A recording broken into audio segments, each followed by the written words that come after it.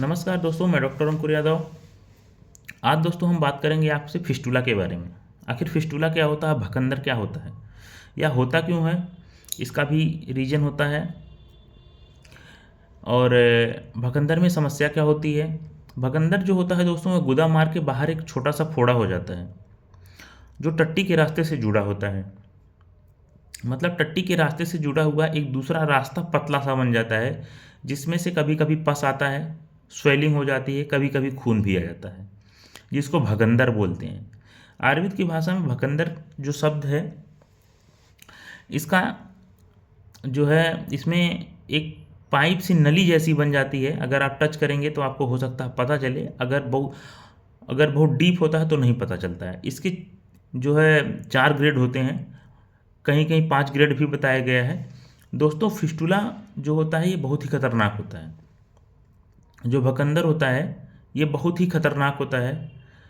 ये जानिए कि जिसका स्टार्टिंग है ग्रेड 1, ग्रेड 2, ग्रेड 3 तक तो बहुत ही सही है। ग्रेड 4 और ग्रेड 5 में तो आदमी झेल जाता है।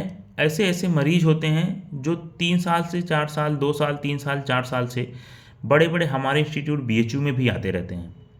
हम बीएचयू के स्टूडेंट हैं, बीएचयू में भी ऐसे मरीज आते रहते हैं।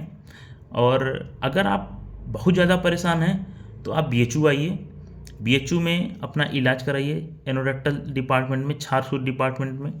क्योंकि आप किसी प्राइवेट सेंटर पे आप बहुत दिन तक नहीं जा सकते हैं। आप किसी प्राइवेट सेंटर पे जाते हैं, ठीक है, जाते हैं, कोई बात नहीं, स्टार्टिंग में आप इलाज करा लेते हैं, लेकिन 2-3 महीने के बाद वो डॉक्टर अगर सही भी करेंगे तो भी आपको लगता है कि क्या कर रहे हैं हमारे साथ, सही क्यों नहीं हो रहा है।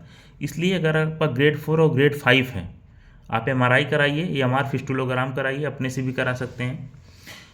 अगर आपका ग्रेड 4 और ग्रेड 5 है तो आप इलाज मत कराइए, आप सीधे बड़े इंस्टीट्यूट में जाइए, क्योंकि टाइम लगेगा तभी सही होगा। बहुत सारे मरीज का 6-6 महीना लग जाता है, किसी किसी का 2 साल, 3 साल, 4 साल लग जाता है। तो इसमें घबराने की बात नहीं है, इलाज कराइए अच्छे से और बीमारी सही होगी। दोस्तों, भकंदर में क्या होता है, एक जो दूसरा ट्रैक बन जाता है उससे हम लोग प्रोबिंग करते हैं और टट्टी के रास्ते से एक छार सूत डालते हैं, जो धागा धीरे धीरे धीरे धीरे काटता जाता है और वो ट्रैक धीरे धीरे छोटा होता जाता है। जब ट्रैक धीरे धीरे छोटा होता जाता है तो वह फिस्टुला पूर्ण रूप से आके एनल वर्ज पे, टट्टी के रास्ते के मुंह पे आके ख़त्म हो जाता है और वह बीमारी पूर्ण रूप से सही हो जाती है। आयुर्वेद ही एक ऐसी पद्धति है जिसमें क्षार सूत्र का प्रयोग किया जाता है और क्षार सूत्र से ही दोस्तों फिस्टुला का पूर्णतः ट्रीटमेंट है। अगर आप किसी और पैथी से, बहुत सारे मरीज ऐसे होते हैं जो फिस्टुला का इलाज करते हैं, होम्योपैथिक की दवाई खा रहे हैं।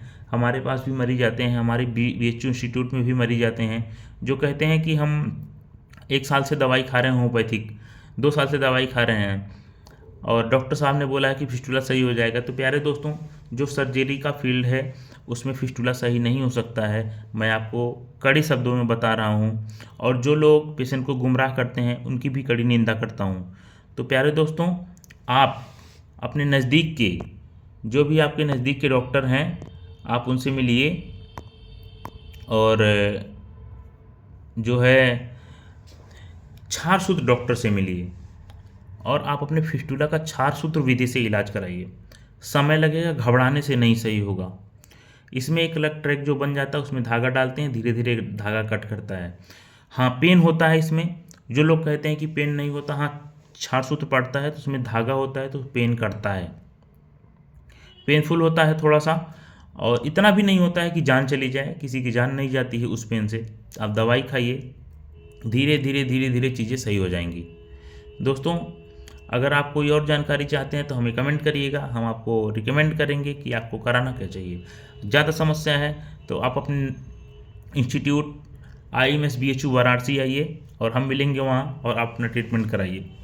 हमारे चैनल पे पहली बार आए होंगे तो हमारे चैनल को सब्सक्राइब करिएगा और वीडियो को शेयर करिएगा। बहुत बहुत धन्यवाद।